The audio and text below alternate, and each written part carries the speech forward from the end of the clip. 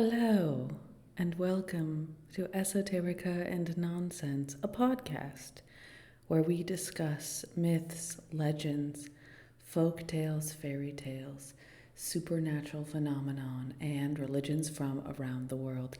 I'm your host, Annabelle, aka Pepe, aka Pepperbell. And I am back after an unspecified hiatus. You can do the math, people.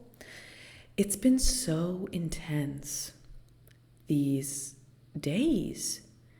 My heart goes out to everyone on planet Earth.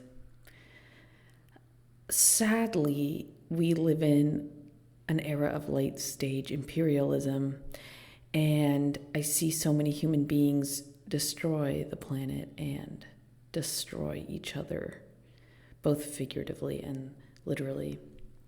Recently, last month, I learned that someone very close to me, who I consider family, lost their mother to a fentanyl overdose. And I just want to be transparent about that because it's been on my mind. And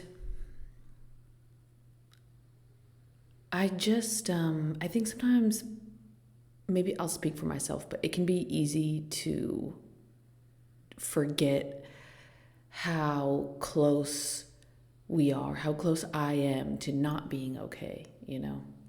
I'm very fortunate and have had the blessings to live a beautiful life, and I've made choices that have helped my health and safety. But not every day is a good day. And sometimes when we aren't feeling our best, we don't make the best decisions. And I've just been feeling really grateful that I, in this moment, am healthy and safe. And I just have so much love and compassion for everyone, especially for people who seem to die young, or really what I mean is like to die at a time that feels too soon, you know. And I'm burning some Palo Santo right now, just in her memory. It was the first time I saw the body of someone that I had known personally. And it really changed my life. I've really just been thinking about everything.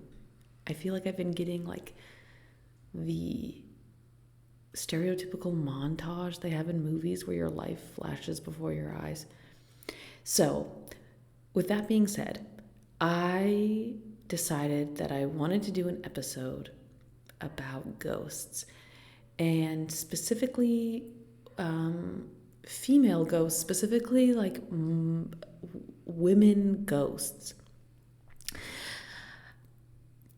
And a big inspiration for this episode is the film that I recently saw a few days ago called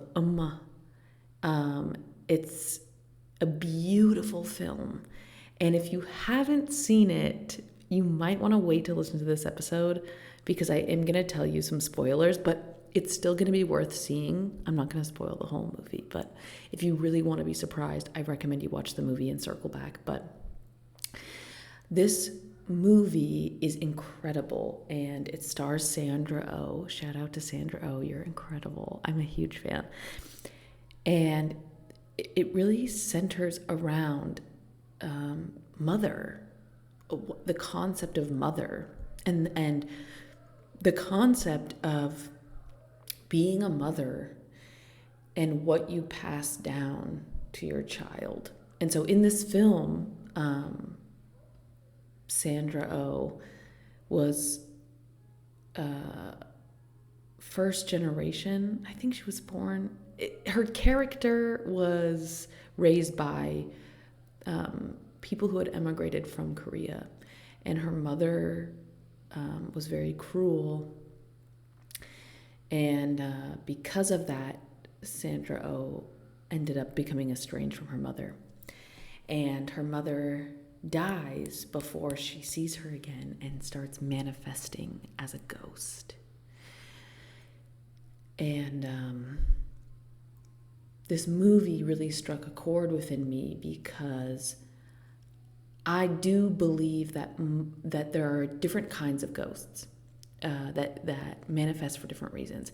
But I do think one of the most common ghosts are people who have unfinished business in some way, who are not ready to rematerialize into a new form. And so they choose to haunt or really like be present to finish something. Often that is some kind of revenge, either a very obvious revenge, right? Like the classic would be like a warrior who never killed his nemesis. But I think sometimes it can be resentments. It can be towards a family member or a sibling or what have you. And I think I shared this on an episode of my podcast, but last year I started doing a lot more meditation and a lot more Akashic deep diving, and I was able to contact some of my own ancestors, I guess, like in the meditation space. I don't know what the fuck you call it. And I saw some horrifying things. And now I'm not saying that every ancestor I had was a horrible person, but the one that needed the help was the person who had experienced the most horrific things and then ended up doing horrific things, right? So anyway, these are the things that have been on my mind. Trauma, pain, terror, sorrow. These emotions live on from generation to generation. They're passed on through our bloodlines and through our connections, both physically and ephemerally, right? So let's talk about ghosts. And we're also going to talk about a ghost story of mine. But first, let's get into some deets. So the first, what do we call her? First, we're going to talk about the Gwishin. And really, I just want to preface that this episode is about female ghosts, women ghosts. So the first is the Gwishin. This is the style of ghost that is kind of featured in the film I mentioned, and it is a ghost from Korean folklore. The Gwishin is a specific kind of ghost, and they are most often depicted as dead people who have not moved on, specifically because of unfinished business, strong emotions, and or improper funeral rites. Though this is like the basic definition, most often the Gwishin are depicted as pale women with long black hair, wearing white funeral robes and having no feet. Another thing I find interesting, this just kind of popped into my mind, that in the West, we associate the color white with weddings. Like a woman in a white dress is associated with a wedding dress. Now, from what I understand, this is kind of a newer thing. Queen Victoria wore a white dress at her wedding to indicate that she was a virgin, and then it became popular, and now, like, it seems everyone gets married in a white dress. But in a lot of cultures in the East, white is associated with death. Now, like, not exclusively, for example, but I do know in a lot of places in India, if someone is wearing white head to toe, it is like a symbol of mourning, you know? So I do think that's very interesting that in Korean culture, that the white robes are worn for the funeral. So the origins of the Gwishin, come from older Korean mysticism, parts of Buddhism and Confucianism as well. And really, their belief is that the soul separates from the body at death. And if the body is not properly cared for and the soul is not properly guided, the soul can become restless and from there turn into a Gwishin. It is very important, this process of transitioning to the afterlife. And they have a term known as like the next world, which is Jiosung. And this process of being able to transition into the next world is crucial. I do want to note that they kind of touched on it a little bit in the film Amma, but like a lot of this does feel coded in like instilling fear in your children to respect you. But in essence, I do believe this. I do believe that if somebody is deeply disrespected during life or after death, they're more likely to manifest as a ghost. I buy this. I really do. So there are actually different kinds of Gwishin. So one of them is known as the Chonyo Gwishin. And again, I'm so sorry about my pronunciation. But the Chonyo Gwishin means the virgin ghost. And this is like the most classic, the most famous. I mean, obviously, like we know how it is out here in a patriarchal society. They love the young virgin. So, of course, the virgin ghost is often a young, unmarried woman who died somehow. And she's resentful because, according to the Confucian tradition, a woman's life was incomplete without marriage and children.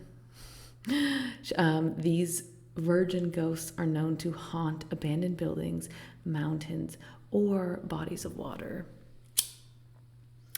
Interesting. And this is very similar to the woman in white trope that we see in the West a lot, which we'll discuss in a second. Then there is the Mungdal Gwishin, which is known as the bachelor ghost. This is actually a male depiction of the Gwishin. And he's also an unmarried man who died and wanders the world in loneliness. They're often described in legends where they seek Gwishin to marry them in the afterlife. That's actually kind of cute. I would love to watch, I'd love to read a story about ghosts dating each other in the afterlife. That's really nice. So next we have the Mul Gwishin, which is known as the water ghost. These are spirits who drowned and were not given proper burials. They are known to linger in bodies of water and pull others down to replace them, allowing them to move on. They're often linked to vengeful spirits. Okay, this is unlocking a memory. Years ago, when I was like in the second or third grade, I found a book in my library, and it was the first novel that I was able to read cover to cover. I think I read it in 3 days. I was hooked to this book. And it was called Wait Till Helen Comes. Have you heard of this book? You probably haven't. Write an email in if you read this book as a kid. I was riveted. It was this incredible ghost story, and it was about a girl whose mother had remarried. So she had this new stepsister who was kind of annoying, and she was kind of a narc, and she didn't really want to live with her stepsister. And her family ends up moving to an old abandoned church, and there's a graveyard next to their church. And her little sister like starts talking to her imaginary friend. She has this imaginary friend that she makes when they move named Helen. And the girl, like the main character of this book, kind of writes it off because her stepsister's younger than her, so she thinks she's just like a dumb little kid and thinks she just has some imaginary friend. But as the book continues, like things start getting really creepy. All these creepy things happen, but eventually she finds a grave like outside of the graveyard next to a tree, and it's a grave for Helen, who like died at like 11 years old, and then ends up finding out through her stepsister that Helen drowned in the lake by their house. So at the end, like the climax of the book is in the middle of the night, her stepsister ends up sleepwalking, going to the lake to go, quote unquote, swimming with Helen, but Helen is trying to drown her so that she has a friend in the afterlife. I just think this is so interesting because I do hear parallel stories like all around the world, or like sometimes it's not always drowning, right? Sometimes it's like tragic deaths, but I always think it's so interesting. And I wonder in freak accidents how often if people are ever being persuaded by ghosts or imperceivable forces. Like what if you're having thoughts that aren't yours and they're being put there by a ghost who wants you to be their friend in the afterlife? Just saying, right? That's crazy. Okay, this is one of my personal favorites. So the next iteration of Gwishin is known as the Dalgyal Gwishin, which is known as the egg ghost. Stop it. I'm the egg ghost. Can you call me that? So these ghosts are known as the egg ghosts because they are faceless. So their faces resemble smooth eggs. That's unsettling. That's really not cool. They are considered extremely ominous. Yeah, you could say that. And they lack identity and connection to humanity. Oh my God, that's so scary. Oh my God. Okay, then another honorable mention of the Gwishin is the Joseon Saja. Fuck. Damn, I wish I was better at pronouncing these things. If you know how to pronounce these things properly, write in. If you grew up hearing stories about this, please write in. Oh my God, I would love to talk with you. These are known as the death messengers. They are not exactly ghosts, but they are like they're Grim Reaper style entities, and they're known to escort souls into the afterlife. They often will dress in black, classic, and they wear these traditional hats known as gat.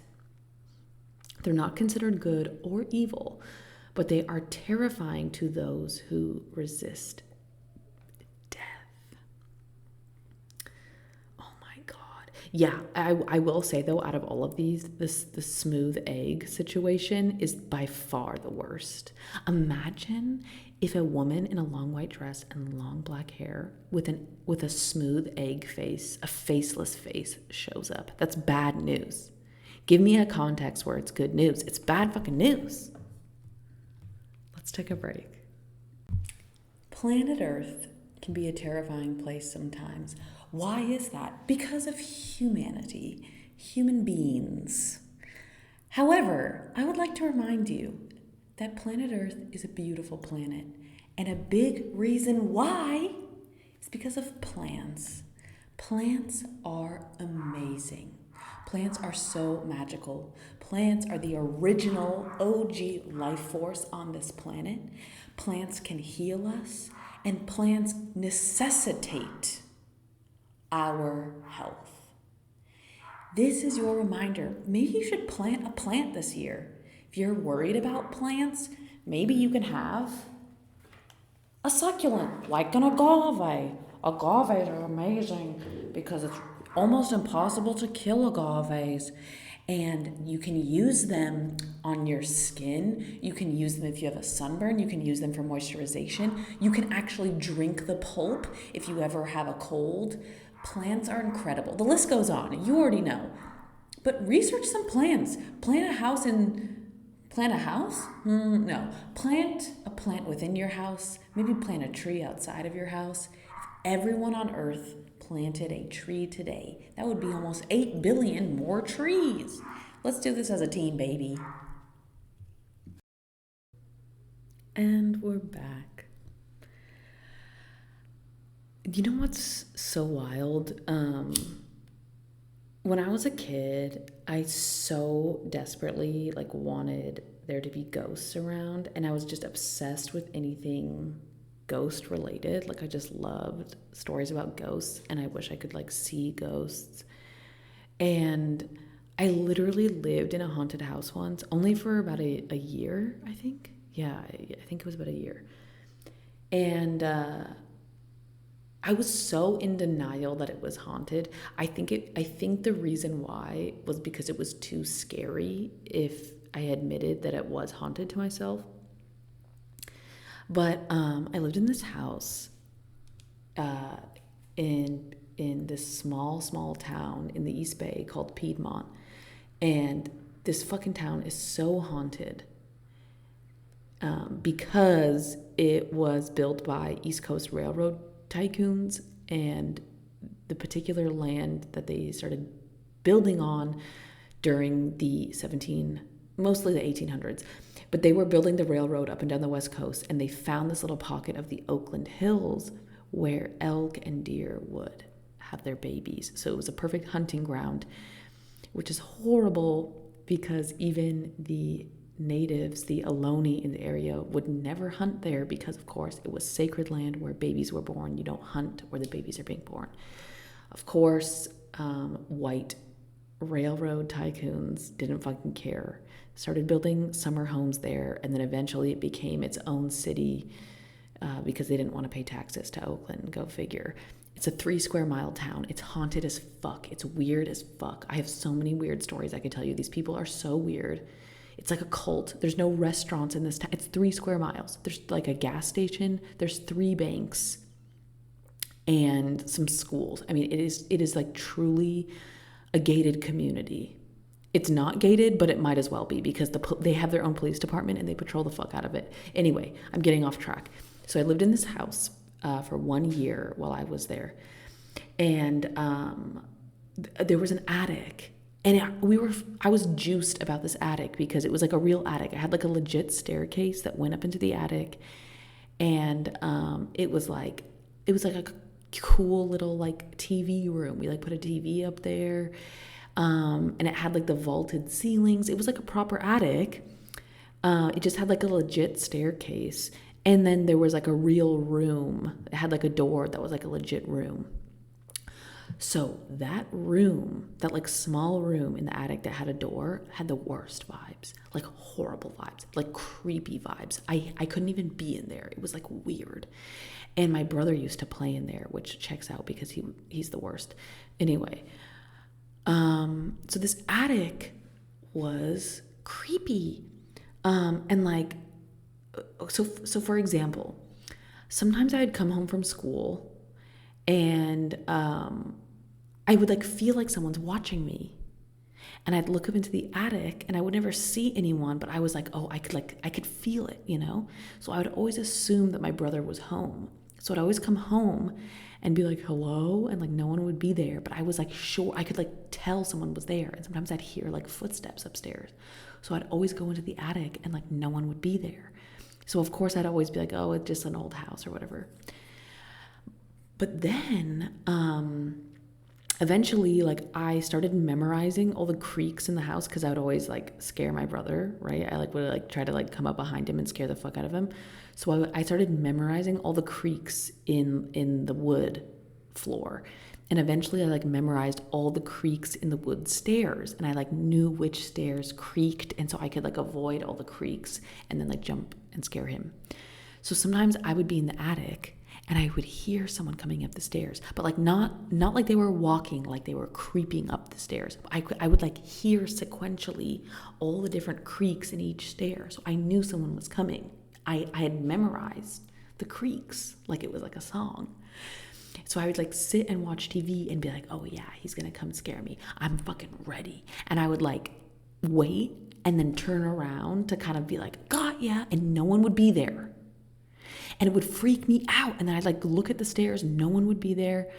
And I would just tell myself I was tripping, right? So one day I was home alone after school, and so I wasn't in the attic. I was on the second story. So I was actually standing really close to the door that led to the attic, but I was standing in the hallway on the second story. And I hear this breathing.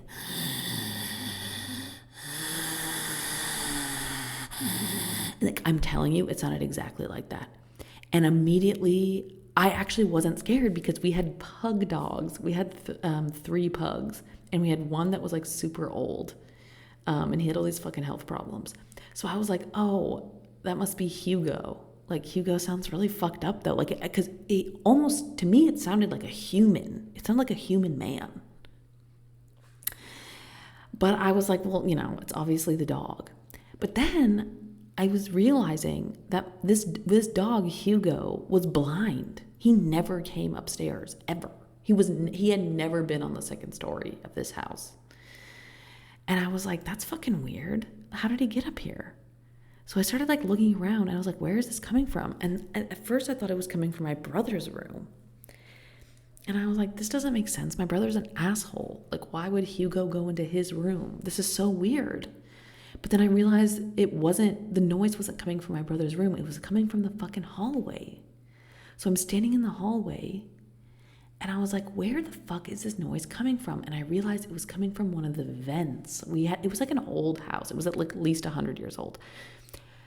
So there was this like old school metal vent, and that's where this breathing was coming from. And it hadn't stopped. It kept going. This like... So that's when I was like, oh, okay, it's coming from the vent. I bet you that our dog Hugo is sleeping next to the vent, and the noise is just traveling. So I was like, oh, perfect. Everything's fine. This is not, everything's normal. However, above the vent was a window that looked into our back fucking yard. And in the backyard, I realized all 3 of my dogs were outside playing. There was no dogs inside, and there was still this creepy ass fucking breathing. I tell you, I ran out of that house so fucking fast. I almost pissed my pants. I ran out of the house. I don't even know if I locked the door. I ran out of there. I like ran to my friend's house who lived probably a mile away. I almost pissed. I literally was so stressed out that I had to pee, and I almost peed my pants multiple times. I kept running and then stopping so I wouldn't piss myself. I finally made it to her house, and her parents were like, okay, like whatever. And like already I was just feeling like I was crazy. And then eventually, like when my parents got home, they just thought I just had like a big imagination. But mind you, I was in the 5th fucking grade, and at this point I was already a hypervigilant child. I was not living in fantasy worlds. I was not like, no, I was not this kind of kid. But so yeah, basically my parents gaslit me to think that I was just making things up. And like, I just kind of stopped. Anytime I started having thoughts about it in this house, I would just like push it away. I'd be like, no, I'm crazy. But I'm telling you, when I was in this house, sometimes I'd get visions of like a man upstairs, like a scary man. Sometimes like not when I was in the attic, I'd be in my bedroom, and I would just like be like, there's a man upstairs, and I could like sense him. And like I said, like almost every day that I came home, I felt like someone was watching me from the attic. It was so fucking creepy. So the reason why I bring this up is because last night I had a dream that I went back to this house. I literally lived there for 1 year when I was in the 5th grade. In my dream last night, I went back to this house, and I was like with some friends. I took them up into the attic, and I was like telling them about how creepy this place was.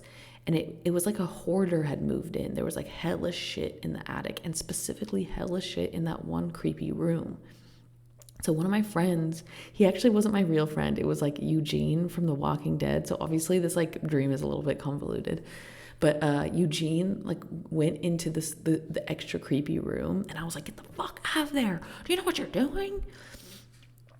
And so like me and my friends were sitting at these tables in the attic, and I was explaining to them like how this attic was haunted, and I just knew it. Like I knew that there was a man there, and I had the sense that he had taken his own life. I just had this feeling. And literally, as I'm explaining this, like a ghost materializes, a man materializes. And he was a man in his like 30s or 40s and was like, yes, I am the ghost. And he asked me to give him a fucking tarot reading. And I literally gave him a full tarot reading. And I sadly don't remember the tarot reading. I can't tell it to you because I don't know what I said. I don't know what the reading was. But I like gave him a hug, dude. It was crazy. That was my dream last night. Ghosts are real. If you don't believe in ghosts, you just haven't experienced ghosts. And ghosts are super, super, super real. And I really do think most of them are just sad. They're just sad peppers. It's a lot like people, you know? Like all like the scary people who are mean are usually just sad, and they're masking their sadness with aggression so that they don't have to feel sad. And I really do think, I really do vibe with this concept, like in a lot of Eastern philosophies, especially like in Hinduism and Buddhism, that like this cycle of reincarnation really has to do with unfinished business. When you have things that are unfulfilled, you just have to reincarnate. You have to like finish the deed before you can move on. And I really feel like ghosts are like an exaggerated version of that. Like it's hard for people to allow themselves to let go and be reborn if their life feels so unfinished. And for me, that's kind of my worst case scenario, you know? I'm in no rush for my life to end, but when it's over, like it's gonna be over. Like I'm not trying to linger. No, are you kidding me? No. And it sounds so lonely. Anyway, that was my long-winded ghost story. Let's take a break. Hey, little Pepper. This is Annabelle here, reporting live from Pepper World HQ. If you enjoy the podcast, it would help so much if you could follow me. You could write a comment, give me 5 stars perhaps. Also, I would love to hear from you. Email in at esotericaandnonsense@gmail.com. I'd love to hear about your stories. I'd love to hear about suggestions. I would love to hear about any kind of weird, freaky thing that comes to your mind. Also, if you would like to support my podcast, you can follow me on Patreon. It's Patreon.com/esotericaandnonsense. I will also have a YouTube page coming at you so soon. And I also sell merch. You can look up my merch. It's in the show notes for every single episode, as well as the show notes for my show. I appreciate you so much. I made this podcast to connect with cool, freaky people like you. So thank you so much. And we're back, dear Peppers. So I do want to get into some other kinds of ghosts from other cultures that have very similar overlappings, but I do really want to bring up a film, a Korean film that kind of touches on this idea of like a Gwishin that I highly recommend. Of course, I brought up Uma earlier, which is amazing and I recommend. But technically that is it's an American film. There is a Korean film called The Wailing, and it's made in 2016. I know there's like another American film called The Wailing, so if you look this up, make sure that you look up The Wailing 2016 and that it's a Korean film. This film is amazing. To be clear, I would definitely consider this movie a horror film. There are very disturbing images and very disturbing elements, and it is bone chilling. It is amazing, and it is a ghost story, and there's also elements of mysticism, shamanism, exorcisms, like demonry. It's incredible. It was like the answer to all my prayers. It might be like one of my favorite films, just because I personally feel like so many ghost stories or stories about supernatural things are made by people that have never experienced them and don't really understand anything about it, and so they often, for dramatic effect, just like make things up that don't feel real or like almost disrespectful. Like to me, ghost stories are real stories. So even if you're like making one up, there are beats and elements that are real. Just how you could like make up a fictional story, but if it's like so contrived, it's not necessarily believable. Or like how people speak. You see what I'm getting at. The Wailing is, in my opinion, the best ghost movie I've ever seen. But take that with a grain of salt. I haven't seen every ghost movie, so anyway, so let's talk about some similar themes and some similar ghosts, because the Gwishin is not the only one, baby. Oh no. Of course, if you don't remember, I did a whole episode on La Llorona. La Llorona has a lot of similarities to this story. One being that she's often described wearing a white dress, and she's often described with long black hair and sometimes with no face. Usually, though, people say that her hair is in her face, or like sometimes they can see her face, or it's like she's kind of elusive, because more often than not, La Llorona is heard. The name La Llorona means like the crier, and so people often can hear her screaming and crying, like looking for her lost children. And she's often she's often heard or associated with bodies of water. Now, I did a whole deep dive into that on an episode earlier on, so if you haven't heard it, I just recommend going back and listening to that bad boy. But what I find so interesting at this idea of the quote unquote the white lady, or a lady in a white dress, is a very common theme. And these ghost stories occur in Europe, the Philippines, and Latin America. I think that's a really interesting phenomenon. It always includes a woman with pale skin flowing in a white dress, often near roads, forests, or castles, or bodies of water. In Europe, a lot of the white lady stories are associated with spirits of women who died tragically, specifically betrayed by lovers. In the Philippines, there is a famous white lady known as the White Lady of Ballet Drive. She is a ghostly hitchhiker who appears in the back seat of cars. Oh my God, that's so scary. Fuck. That's actually really scary. That would fucking freak me out. And of course, in Latin America, the white lady is often associated with La Llorona, screaming and or crying, but not always. Sometimes people claim to see these quote unquote white ladies wearing long white dresses with dark hair floating around the streets of a city, or near churches or castles, or rural roads. Ooh. But one that I find extra interesting and special is a quote unquote white lady from Japan. And this kind of ghost is known as the Kuchisake Onna.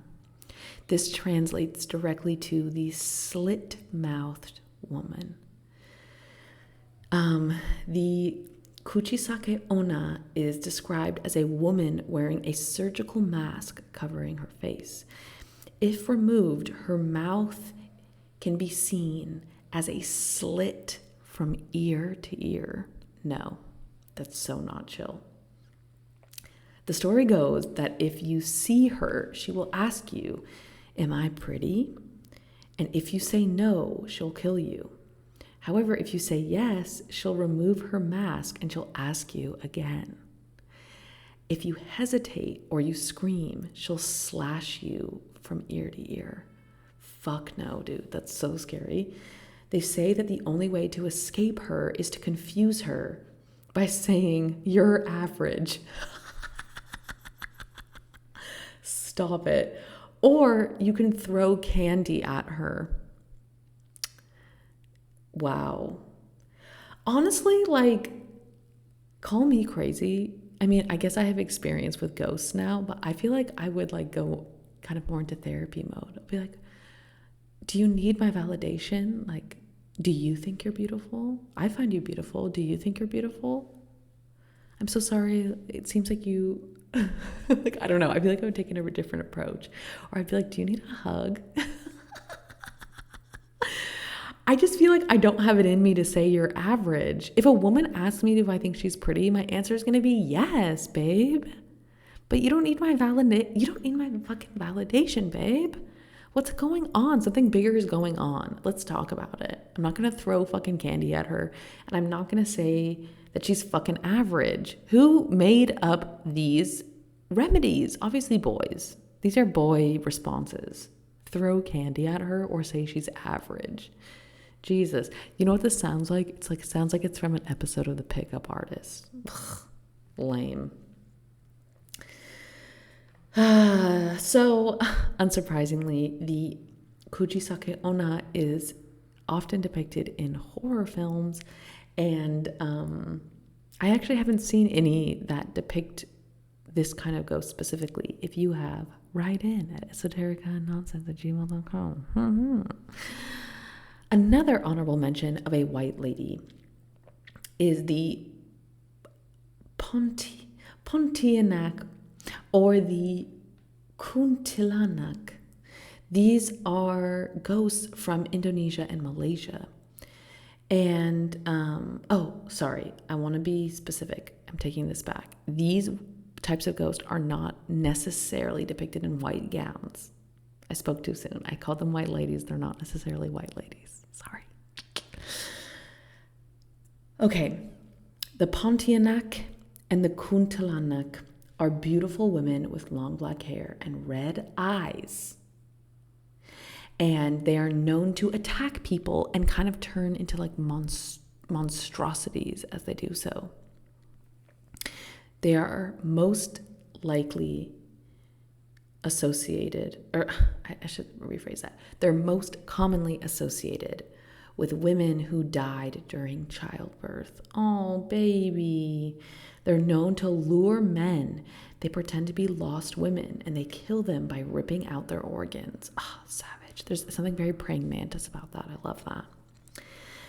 They can be warded off by driving a nail into the back of their neck, which turns her back into a normal woman. Oh my God. A nail in the back of her neck? Dude. Okay, maybe I listen to too many true crime podcasts, but my mind immediately goes to like, this sounds like a way to justify a murder, right? Like you're like, oh, my wife was hysterical. She was trying to attack me, so I drove a nail through the back of her neck so that she would turn back into her true form. Am I just fucked up? Maybe I'm just the fucked up one. Okay. So another honorable mention of these quote unquote crazy, wild female ghosts is the Banshee. The Banshee are also known as women of the fairy mound. They are known to be women wearing white or gray gowns. They have long hair and they are sometimes depicted young and beautiful or old and crone-like. Oh, classic. They say that the Banshee is not vengeful, but she's a harbinger of death. Her wails can be heard when someone is about to die, especially from noble families. Some legends say that she is a ghost of a woman who died tragically and now mourns for others. Isn't this interesting though? Like, I do think what is common about all these stories are these women are associated with betrayal, like betrayal of their society, betrayal of a lover, and feeling rejected by society. And I do think that's really interesting mostly because women are systematically treated horribly by patriarchy. I'm not saying by every individual, but the patriarchy treats women horribly. And I just find it fascinating that these folk tales and ghost stories, which are seemingly hundreds, possibly thousands of years old, are even speaking of this. They're speaking of ghosts who are women who have been traumatized and terribly abused. And like, if this isn't proof, like, what is? Like, what do we need to understand for us to change how we treat women? This is horrible. Okay, which brings us back to some honorable mentions from Japan. We all know that theirs are just their ghost stories are just the meatiest. There are some classic female ghosts from Japan known as the Churei and the Onryo. So the Churei are ghosts of people who died violently or died with a deep grudge. So again, I stand corrected. It's not always necessarily a woman. Then there's also the Onryo. The Onryo are vengeful spirits who return to harm the living. They are depicted as pale with long hair. They're often women wearing burial kimonos. And these are kind of like almost like the Japanese version of the Gwishin. You know, they're wearing the burial outfit. They have the long hair. They're women with pale skin. It's like same. You know what I'm saying? So there is a very famous story of the Onryo. In modern times, for example, the story from Ring or Ringu is considered an Onryo, and so is the Grudge or Juon. But there is an old school famous story of an Onryo, and she is known as Oiwa-san. And this is a story of the ghost of Yotsuya Kaidan. So, in a nutshell, this is like a famous folktale that is one of the most common stories that is adapted into kabuki theater. So this is like a really, really classic Japanese story. And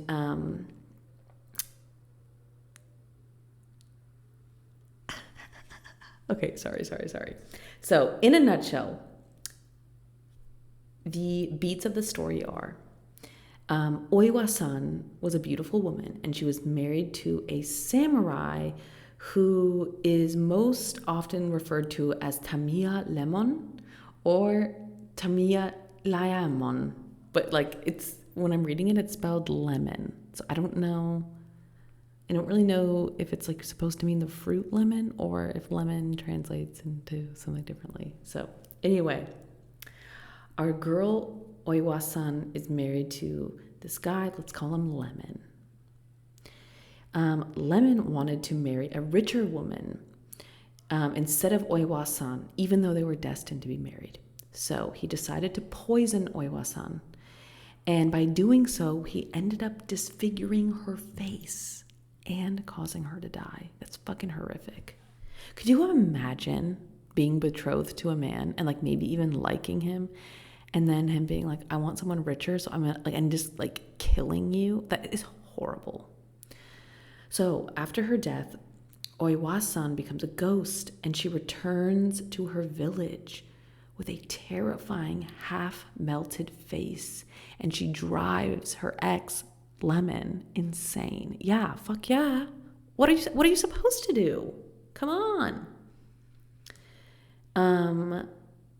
She basically haunts him, drives him insane, and eventually he confesses and eventually dies.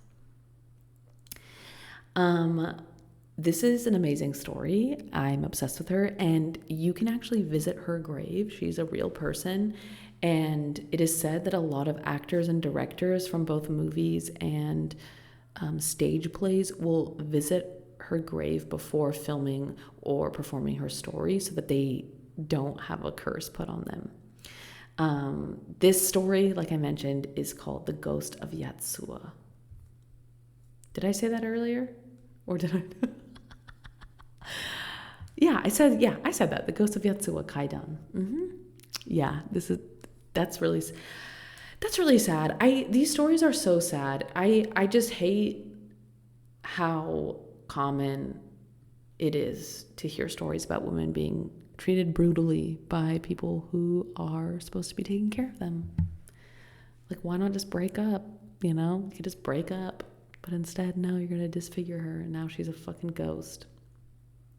Okay, so another famous Onryo is known as Okiku. And Okiku, as you will soon discover, is definitely the ghost that directly inspired the ghost from the ring, or Ringu. So Okiku is known as the ghost of the well. The story goes that Okiku was a servant lady, and she was falsely accused of losing a valuable plate by her samurai master. After being tortured and thrown into a well, she died. That's for a plate. For a plate that she allegedly stole, according to her master. He tortured her and threw her into a well. That's fucking horrific. Her spirit haunted the well, and she would count plates. I hate this. She would count plates from 1 to 9, and then she would let out a terrible scream when she couldn't find the 10th plate. Baby, this is so sad. It is said, though, that the well that she was cast in is a real well, and you can visit it at the Himeji Castle in Japan. I would go just to leave her flowers. My poor baby.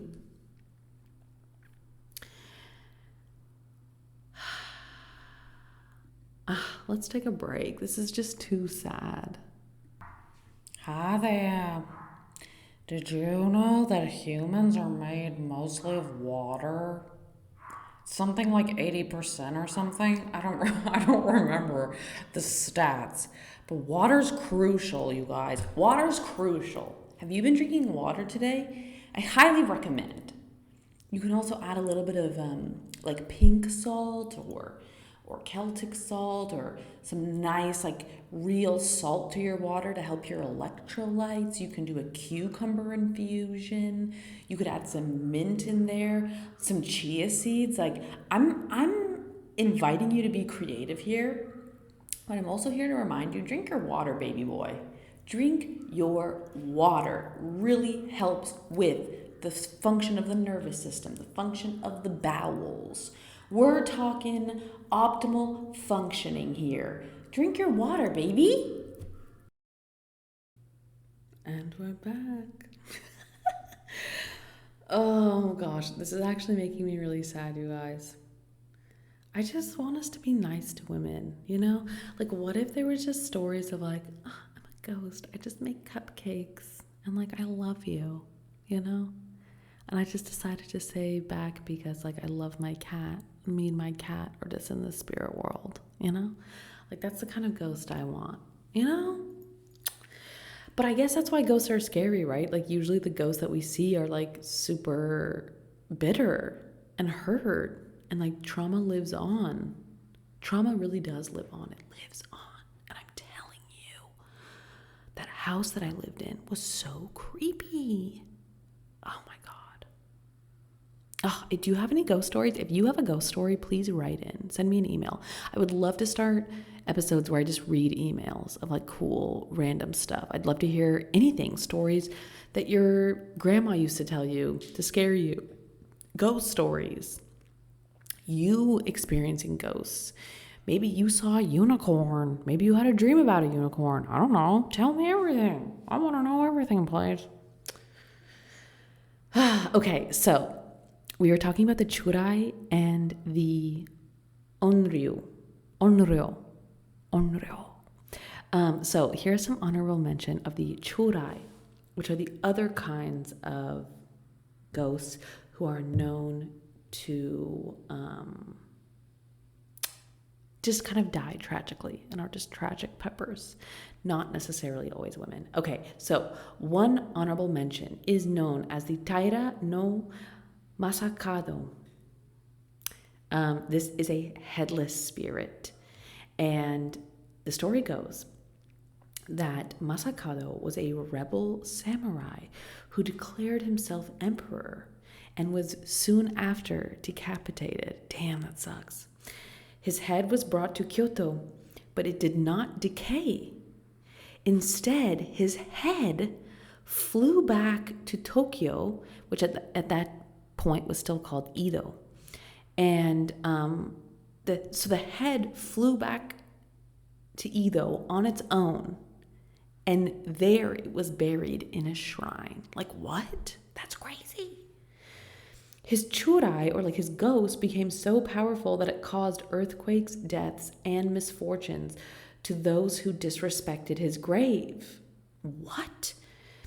Masakado's shrine still exists today in Tokyo. Businesses nearby avoid disturbing it. Obviously, he's not female, but this is a very similar story that kind of revolves around betrayal and sorrow, and it kind of manifesting as a vengeful ghost. So I did think it was an honorable mention. Okay, so now we have some honorable mentions from the Pontianak and the Kuntilanak, which are these vengeful female spirits that I mentioned earlier from Indonesia and Malaysia. So there is a notorious Pontianak from Indonesia. And interestingly, according to this story, it says that this Pontianak, this vengeful spirit, comes from Pontianak City, which I'm guessing is a real place. Let's look it up really quick. Pontianak City, Indonesia. Yeah, it's a real city. It's the 23rd most populous city in Indonesia. 4th most populous city in the island of Borneo.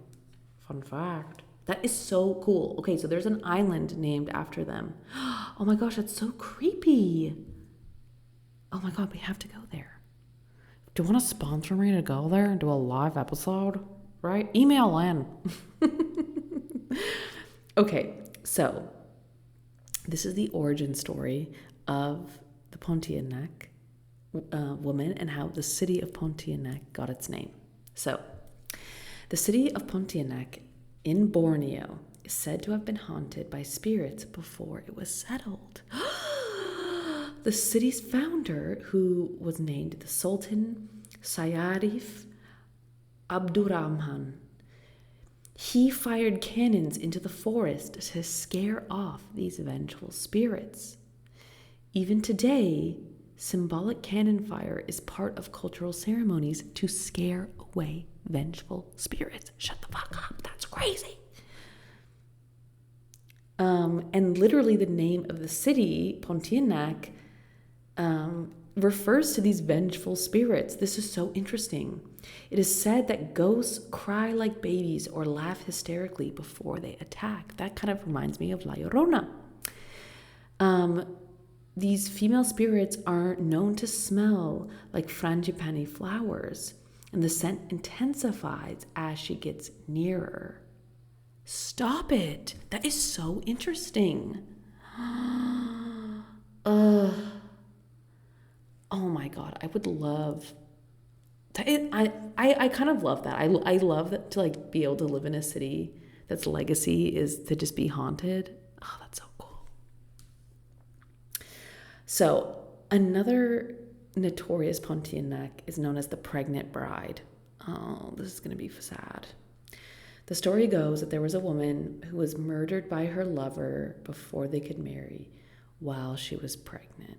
Yeah, I was worried about that. It's like the worst case scenario. That sucks.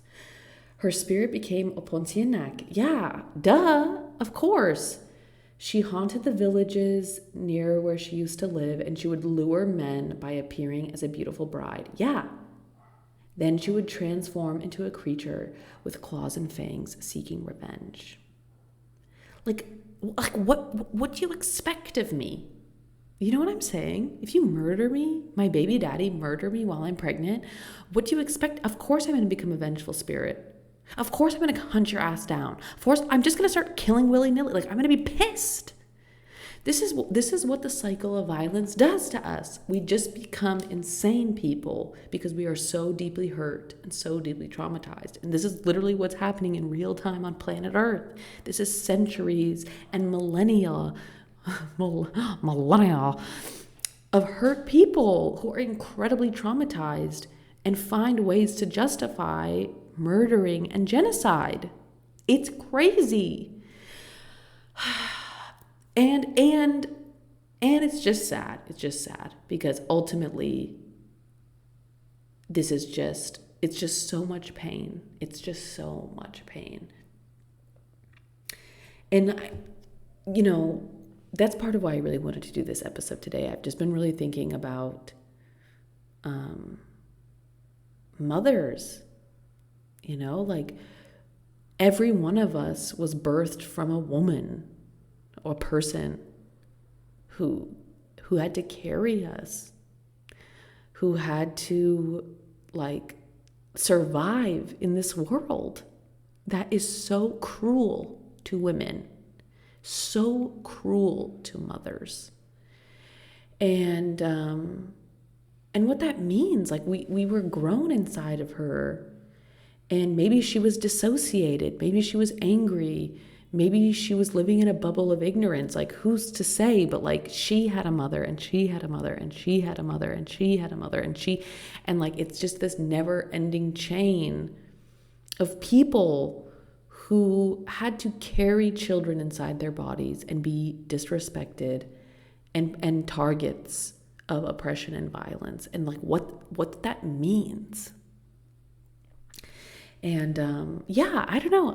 Hopefully there's some ghosts listening. And if there's any ghosts listening, I just want to say I love you so much.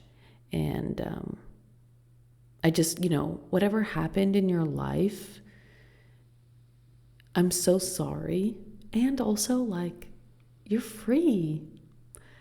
These lives that we live as humans are like dreams, and they're real. They're super real. But they're also like a dream. I do think it's important to reflect on them and learn from them, and then to let them go. Let them go. Start your new adventure. Start your new life. Start your new dream. Because our truest versions of ourselves are like droplets in an ocean. And when we experience life, it's like we are a drop of water separating from this ocean to learn singularity, to see angles and realities that would be imperceptible as a omnipotent consciousness. So the moral of the story, I love women. I just love women. I love human beings. I love women. I love mothers. And hopefully we can be nice to both living and ghost moms.